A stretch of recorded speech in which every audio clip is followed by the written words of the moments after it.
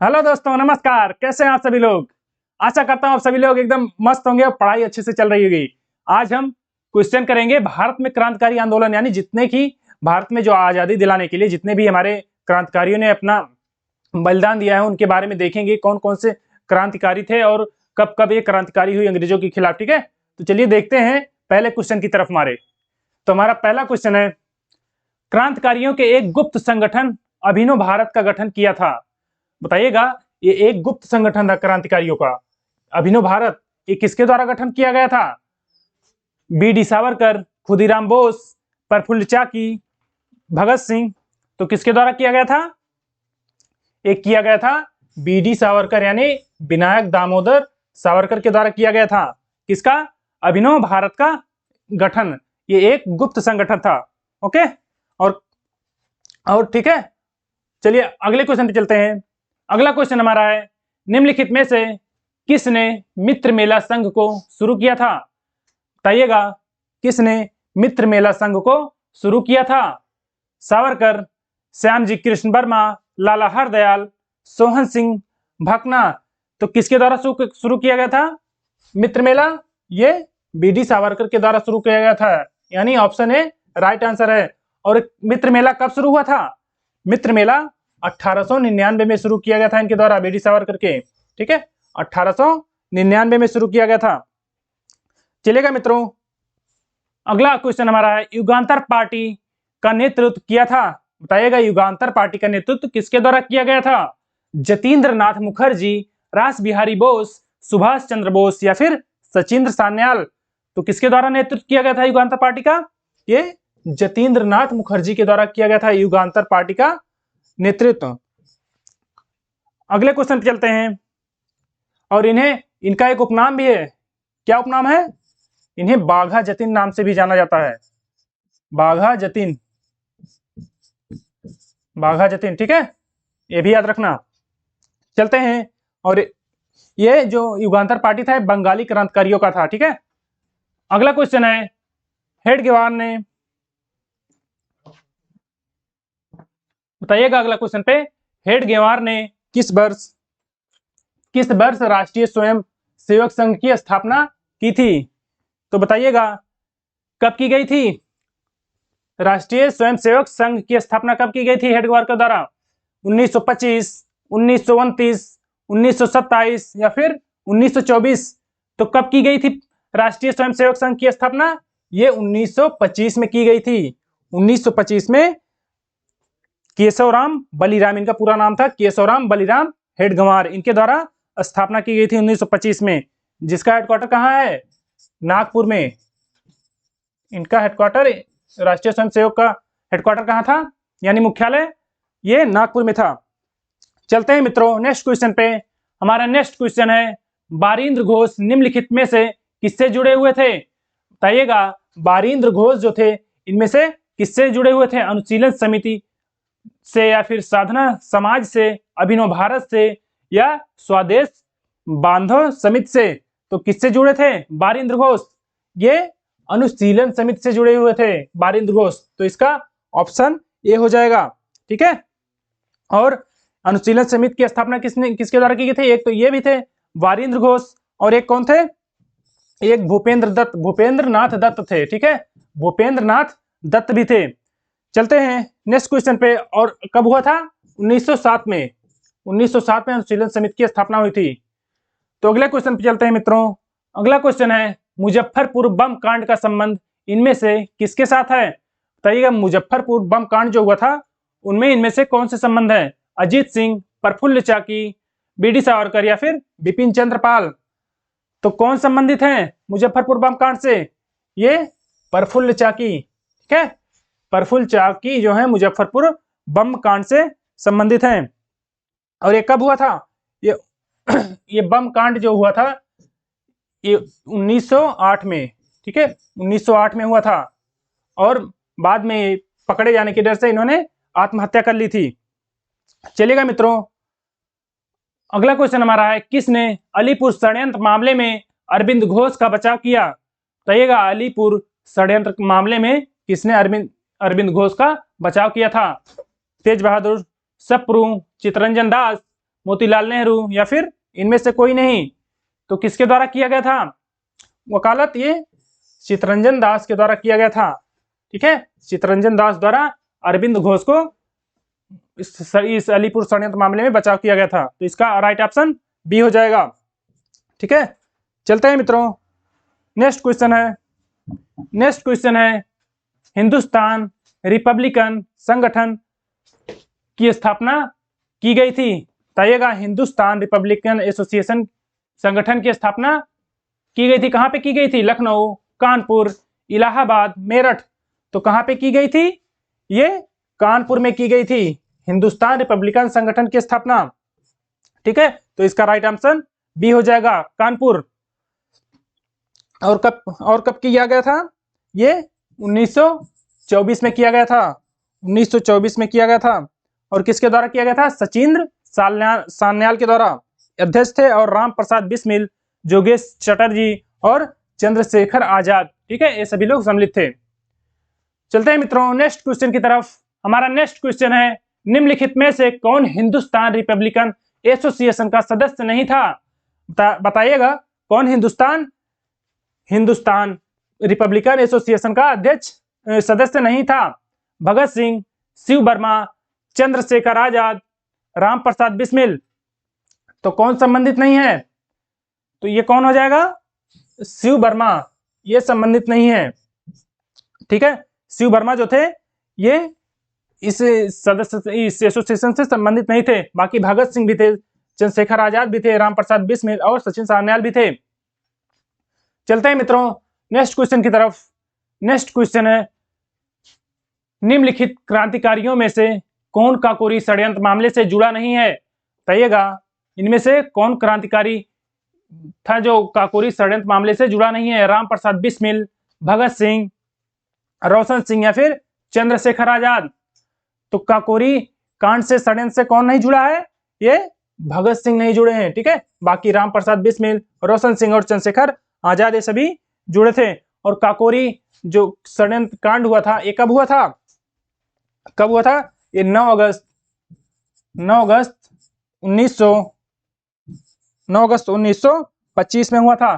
ठीक है, जो काकोरी षड्यंत्र था वो 9 अगस्त 1925 में हुआ था, जो कि लखनऊ और सहारनपुर के बीच चलने वाली ट्रेन पर लूट हुई थी। सरकारी खजाना जो था उसको लूटा गया था क्रांतिकारियों के द्वारा। और इनमें लगभग 29 क्रांतिकारियों को गिरफ्तार किया गया था। कितने? लगभग 29 क्रांतिकारियों को गिरफ्तार किया गया था, जिनमें राम प्रसाद बिस्मिल, अशफाक उल्लाह और रोशन सिंह, राजेंद्र लाड़ी, इनको फांसी हुई थी। ठीक है, तो चलते हैं मित्रों नेक्स्ट क्वेश्चन की तरफ। निम्नलिखित में से कौन काकोरी कांड मुकदमे में सरकारी वकील था? बताइएगा, काकोरी कांड जो हुआ था, जो उत्तर प्रदेश सरकार द्वारा इसे काकोरी ट्रेन एक्शन कर दिया गया। ठीक है, ये भी याद रखिएगा। तो कौन काकोरी मुकदमे में सरकारी वकील था? कृष्ण बहादुर, मोहनलाल सक्सेना, जगत नारायण मुल्ला या फिर प्रभात चंद्र। तो कौन था सरकारी वकील? ये जगत नारायण मुल्ला। ठीक है, ये सरकारी वकील थे काकोरी मामले के। ठीक है, यानी अंग्रेजों की तरफ से वकील ये थे जगत नारायण मुल्ला। चलते हैं मित्रों नेक्स्ट क्वेश्चन की तरफ। हमारा अगला क्वेश्चन है, किसने कहा था? यह शब्द किसने कहा था कि दरो दीवार पे हसरत की नजर करते हैं, खुश रहो अहले वतन हम तो सफर करते हैं। तो किसके द्वारा यह सुंदर वाक्य कहा गया था?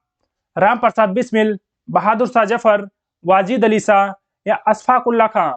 तो किसके द्वारा कहा गया था? ये वाजिद अली शाह। और ये कौन थे? ये अवध के अंतिम नवाब वाजिद अली शाह। ठीक है, इनके द्वारा कहा गया था। चलते हैं मित्रों नेक्स्ट क्वेश्चन की तरफ।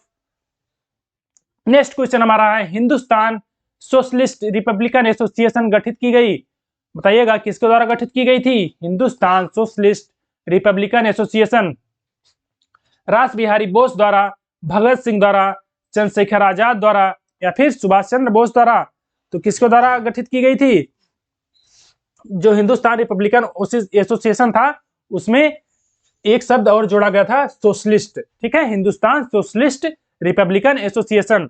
ठीक है, Hindustan socialist Republican association, HSRA इसका शॉर्ट फॉर्म है। किसके द्वारा की गई थी गठित? ये चंद्रशेखर आजाद द्वारा की गई थी। ठीक है, तो राइट ऑप्शन सी हो जाएगा। और कब की गई थी? ये 1928 में की गई थी। और इसका नेतृत्व किसने किया था? फिर नेतृत्व चंद्रशेखर आजाद के द्वारा किया गया था। और कहाँ पे किया गया था? फिरोजशाह, दिल्ली का जो फिरोजशाह कोटला मैदान है उसमें किया गया था। ठीक है, तो इसका राइट ऑप्शन। और इसका उद्देश्य क्या था? भारत में एक समाजवादी गणतंत्रवादी राज्य की स्थापना करना इसका उद्देश्य था इस संगठन का। ठीक है, तो राइट ऑप्शन सी हो जाएगा। चलते हैं नेक्स्ट क्वेश्चन की तरफ।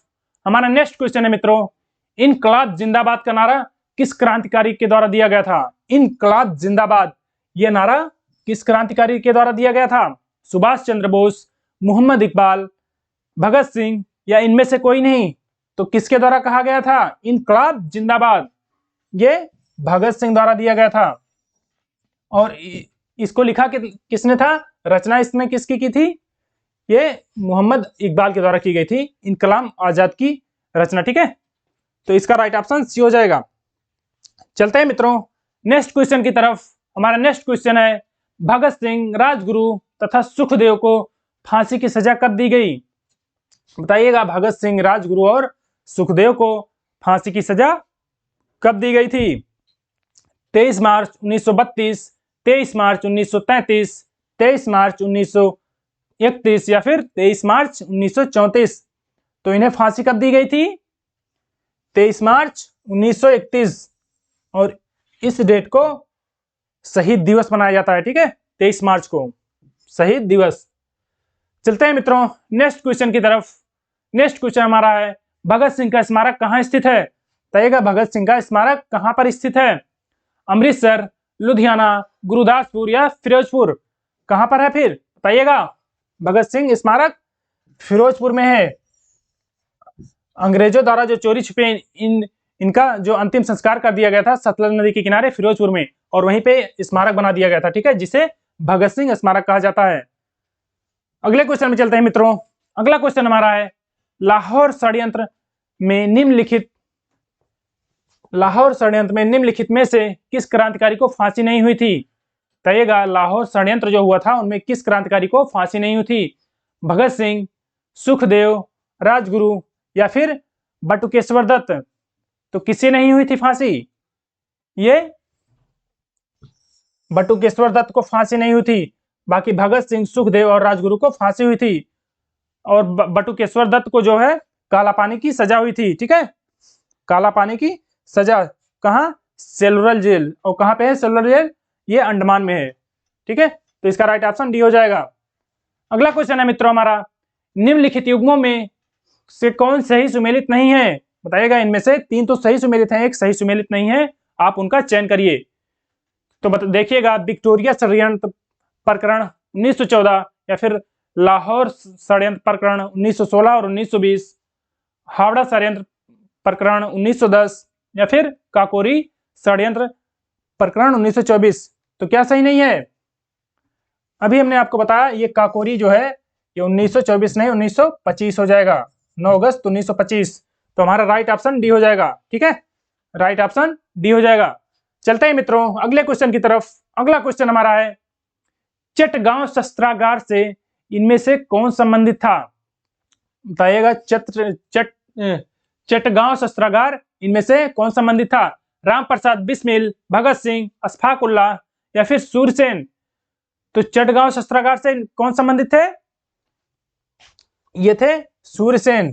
ठीक है, चटगांव जो शस्त्रागार था वहां पे लूट हुई थी, वहां से ये सूरसेन संबंधित थे। ठीक है, चलते हैं मित्रों नेक्स्ट क्वेश्चन की तरफ। नेक्स्ट क्वेश्चन हमारा है, स्वतंत्रता संग्राम के सबसे कम आयु के शहीद कौन थे? बताइएगा, स्वतंत्रता संग्राम में इनमें से जो शहीद हुए थे यानी जिनको फांसी दी गई थी, सबसे कम आयु किनकी थी जब फांसी दी गई? सुखदेव, खुदीराम बोस, अशफाक उल्लाह या हेमू कालनी? तो कौन संबंधित था? सबसे कम उम्र को किसका था? ये खुदीराम बोस। ठीक है, सबसे कम उम्र के खुदीराम बोस थे। बाकी सुखदेव 24 साल के थे और अशफाक उल्लाह खान 27 साल के, और हेमू कालनी ये कितने वर्ष के थे? ये 19 वर्ष। ठीक है, 19 वर्ष 9 महीने 28 दिन के थे। ठीक है, और खुदीराम बोस भी 19 वर्ष के ही थे, लेकिन ये 19 वर्ष 8 महीने 8 दिन के थे, ठीक है। तो सबसे कम खुदीराम बोस हुए, ठीक है। तो इसका राइट ऑप्शन डी हो जाएगा, खुदीराम बोस सबसे कम उम्र के शहीद थे। चलते हैं मित्रों, अगला क्वेश्चन हमारा है, जतिन दास किस आरोप में बंदी बनाए गए थे? बताइएगा, जतिन दास किस आरोप में बंदी बनाए गए थे? मेरठ षड्यंत्र, लाहौर षड्यंत्र, पेशावर षड्यंत्र या फिर चटगांव सशस्त्र लूट। तो किसमें बंदी बनाए गए थे? ये बनाए गए थे लाहौर षड्यंत्र में, ठीक है। जो जतिन दास थे लाहौर षड्यंत्र में बंदी बनाए गए थे। तो राइट ऑप्शन बी हो जाएगा, ठीक है मित्रों। चलते हैं अगले क्वेश्चन की तरफ। अगला क्वेश्चन हमारा है, निष्क्रिय विरोध के सिद्धांत का प्रतिपादन किसने किया था? निष्क्रिय विरोध एक सिद्धांत था, इसका प्रतिपादन किसके द्वारा किया गया था? बाल गंगाधर तिलक, अरविंद घोष, महात्मा गांधी या फिर बिपिन चंद्र पाल। तो इस सिद्धांत का प्रतिपादन किसके द्वारा किया गया था? ये अरविंद घोष, इनकी एक पुस्तक है वंदे मातरम, वंदे मातरम, उसमें इन्होंने इस सिद्धांत को दिया है। यानी इसमें इन्होंने बताया, इनका मतलब ये था निष्क्रिय विरोध कि अंग्रेजों को भारत तत्कालिक रूप से छोड़ देना चाहिए, ठीक है। और जब तक नहीं छोड़ेंगे तब तक संघर्ष करना, यानी विरोध उनका करता रहना चाहिए, आंदोलन करते रहिए। तो इसका यही मतलब हुआ, ठीक है। तो इसका अरविंद घोष हुए। चलिएगा मित्रों अगले क्वेश्चन की तरफ। अगला क्वेश्चन हमारा है, क्रांतिकारी राम प्रसाद बिस्मिल को फांसी किस कारागार में दी गई थी? बताइएगा, क्रांतिकारी राम प्रसाद बिस्मिल को फांसी किस कारागार में दी गई थी? गोंडा, गोरखपुर, फैजाबाद या फिर वाराणसी। तो कहां पे दी गई थी? इनको फांसी जो है गोरखपुर में दी गई थी, ठीक है, गोरखपुर में। और गोंडा में किनको दी गई थी? गोंडा में राजेंद्र लाहिड़ी को, राजेंद्र लाहिड़ी को दी गई थी, ठीक है। गोंडा में राजेंद्र लाहिड़ी को दी गई थी। और फैजाबाद में किसको दी गई थी? फैजाबाद में अशफाक उल्लाह खां को दी गई थी, अशफाक उल्लाह खां, अशफाक उल्लाह खां को फैजाबाद में दी गई थी, ठीक है। और इलाहाबाद में किसको दी गई थी? इलाहाबाद में किसको फांसी दी गई थी? इलाहाबाद में रोशन सिंह को फांसी दी गई थी, रोशन सिंह को, ठीक है। याद रखिएगा, ये बहुत पूछता है। ओके, तो इसका राइट ऑप्शन बी हो जाएगा, गोरखपुर, ठीक।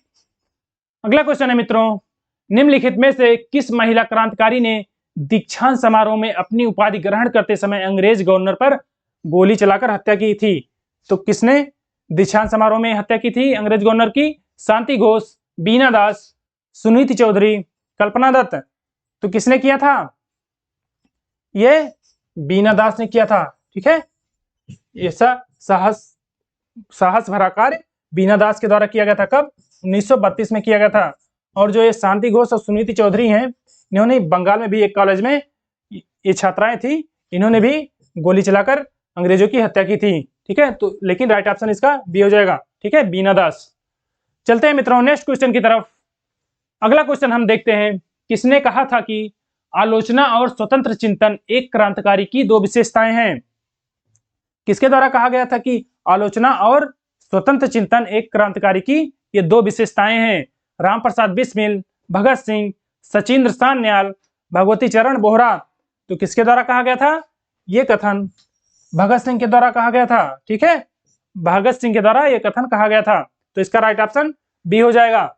चलते हैं मित्रों नेक्स्ट क्वेश्चन की तरफ। हमारा अगला क्वेश्चन है, निम्नलिखित में से किस आंदोलन के कारण, हम थोड़ा इसमें नरम दल और गरम दल के भी 5 क्वेश्चन ले लिए हैं, तो उन्हें भी देख लेते हैं, ठीक है। तो किस आंदोलन में भारतीय राष्ट्रीय कांग्रेस का विभाजन हुआ, जिसके परिणाम स्वरूप नरम दल और गरम दल का उद्भव हुआ? तो बताइएगा, स्वदेशी आंदोलन, असहयोग आंदोलन, सबने अवज्ञा आंदोलन या फिर भारत छोड़ो आंदोलन। तो किसका परिणाम स्वरूप नरम दल और गरम दल का उद्भव हुआ था? ये स्वदेशी आंदोलन, ठीक है। गरम दल तो ये सपोर्ट कर रहे थे स्वदेशी आंदोलन को, बाकी जो नरम दल के व्यक्ति थे वो सपोर्ट नहीं कर रहे थे। तो इसका राइट ऑप्शन ये हो जाएगा। अगला क्वेश्चन है मित्रों हमारा, अगला क्वेश्चन है, अधिकतर नरमपंथी नेता कहां से थे? बताइएगा, जो नरम दल यानी नरमपंथी के नेता थे वो इनमें से कहां से थे? शहरी क्षेत्र से, ग्रामीण क्षेत्र से, पंजाब से या फिर ग्रामीण तथा शहरी क्षेत्रों से? तो कहां से थे? ये शहरी क्षेत्र से थे, ठीक है। और इनका कारण भी था क्योंकि ये ज्यादातर किसान नहीं थे, ठीक है, और अत्याचार अंग्रेजों ने सबसे ज्यादा किसानों पर ही किया, ठीक है, इसलिए गरम दल ज्यादातर ग्रामीण क्षेत्रों से थे, बाकी नरम दल ज्यादातर शहरी क्षेत्रों से थे। चलते हैं मित्रों, अगले क्वेश्चन पे चलते हैं। अगला क्वेश्चन हमारा है, निम्नलिखित में से किसने 1904 में लगातार भारत की स्वशासन देने पर बल दिया था? किसने भारत को स्वशासन यानी स्वयं के भारत को शासन करने के लिए स्वयं छोड़ देना चाहिए, ये किसने इसे बल दिया था? दादा भाई नौरोजी, अरविंद घोष, फिरोज शाह मेहता या फिर एस.एन. बनर्जी? तो किसके द्वारा बल दिया था स्वशासन करने के लिए? ये दादा भाई नौरोजी के द्वारा, ठीक है, 1904 से, ठीक है, लगातार। तो इसका राइट ऑप्शन ये हो जाएगा। अगला क्वेश्चन है मित्रों, अगला क्वेश्चन है, निम्नलिखित में से कौन उग्रपंथी नहीं था? बताइएगा कौन उग्रपंथी नहीं था, यानी गरम दल का नहीं था? गोपाल कृष्ण गोखले, बाल गंगाधर तिलक, उधम सिंह या मदन लाल? तो कौन उग्रपंथी नहीं था? गोपाल कृष्ण गोखले, गांधी जी के राजनीतिक गुरु, ठीक है, तो राइट ऑप्शन ये हो जाएगा। अगला क्वेश्चन मित्रों हमारा है, निम्नलिखित किसने भारतीय राष्ट्रीय कांग्रेस के विरुद्ध अनुनय विनय और विरोध की राजनीति का दोष लगाया था? किसने लगाया था इंडियन नेशनल कांग्रेस को अनुनय विनय और विरोध की राजनीति का? बाल गंगाधर तिलक, सुभाष चंद्र बोस, एनी बेसेंट या फिर जिन्ना? तो किसने कहा था? ये बाल गंगाधर तिलक ने कहा था, ठीक है, राइट ऑप्शन ये हो जाएगा, ठीक है। ठीक है मित्रों, हमारे इतने ही क्वेश्चन थे, और अगर सेशन आपको पसंद आया तो लाइक करिए, शेयर करिए दोस्तों के साथ, और अगर चैनल पर नए हैं तो सब्सक्राइब भी करिए, और हमारे कक्षाएं जो हैं हिंदी और यूपी जीके की चल रही हैं उसको भी देखते रहिएगा।